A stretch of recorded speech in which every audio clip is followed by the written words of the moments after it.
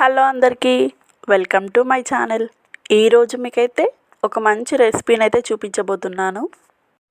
Sugar, BP, thyroid ఎలాంటి సమస్య ఉన్నవారైనా సరే ఈ పొడిని మీరు అన్నం తినే ముందు రోజు ఒక 2 ముద్దలు కలుపుకొని తిన్నారంటే మీకు చాలా వరకు అయితే యూజ్ అవుతుంది.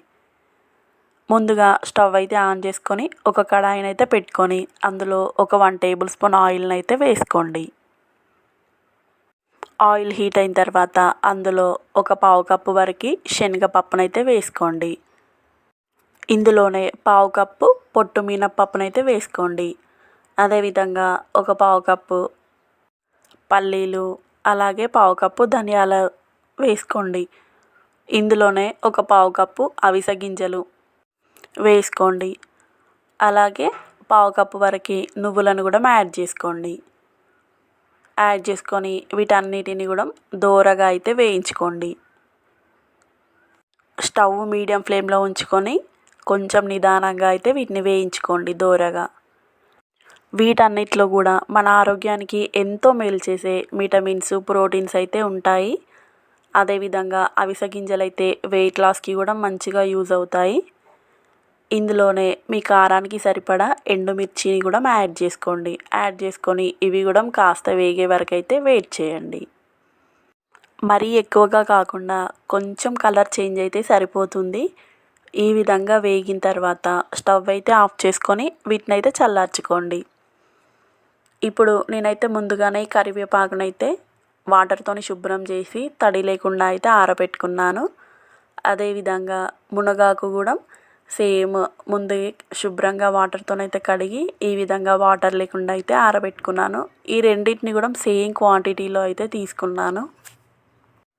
మనము ఈ రెండు కలిపి చేసుకుంటే టేస్ట్ అయితే బాగుంటుంది. మీరు కావాలంటే మొత్తం ఒకే దాంతో అయినా కూడా చేసుకోవచ్చు.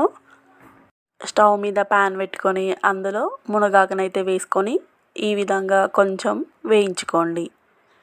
ఇందులోనే కరివేపాకును కూడా వేసుకొని రెండింటిని కూడా మీడియం ఫ్లేమ్లో స్టవ్ అయితే పెట్టుకొని వేయించుకోండి. మనమైతే స్టవ్ ఎక్కువ పెట్టామంటే మొత్తం మాడిపోతుంది. సో అందుకని స్టవ్ లో టు మీడియం ఫ్లేమ్లో ఉంచుకొని నిదానంగా ఈ విధంగా అయితే వేయించుకోండి. ఈ విధంగా వేగితే సరిపోతుందండి. మరీ ఎక్కువగా వేగితే మనకి మాడిపోయి టేస్ట్ అయితే మారిపోతుంది అన్నమాట.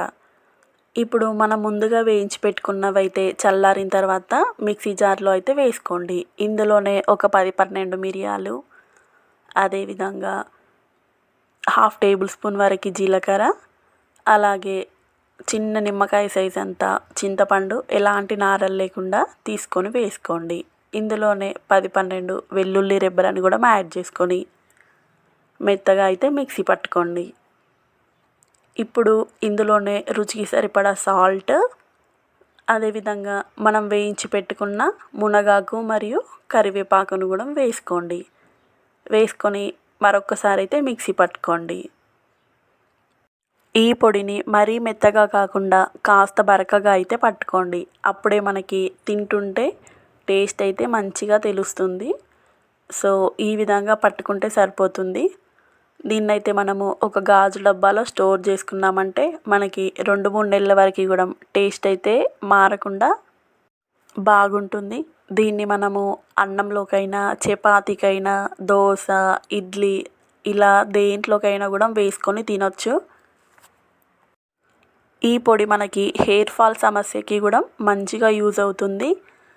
ఈ పొడిని మనం రోజు తినడం వల్ల మనకైతే హెల్త్ బెనిఫిట్స్ అయితే చాలా ఉంటాయి. తప్పకుండా అయితే ట్రై చేయండి.